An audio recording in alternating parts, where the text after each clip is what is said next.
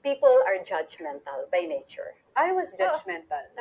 When I was young, All of us. We are all I think- judgmental. I think it helped a lot when I went through judgment.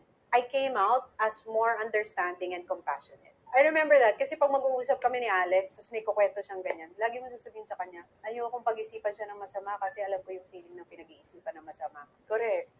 Tapos sasabihin ni Alex, ayaw nga. Minsan pag magkukwento si Alex din, promotor ng mga kwentuhan ng mga kung ano-ano yun. Ganito, ganyan.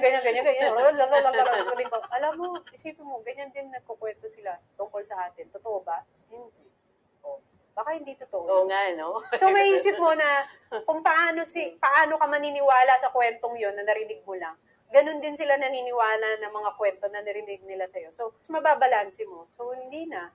Totoo. Naging, tinaray mo na maging less judgmental and be more compassionate. Tapos, if you realize and if you try to understand, people are going through painful experiences and silent battles they do not talk about. Maybe that's why they say hurtful things to other people. They can do hurtful things to you. Kasi inside, they're also hurting. So, their subconscious is just looking for triggers on the outside world. Na pwede nilang i-project At yung tama pain lahat ang sinabi mo. na pagdadaanan nila.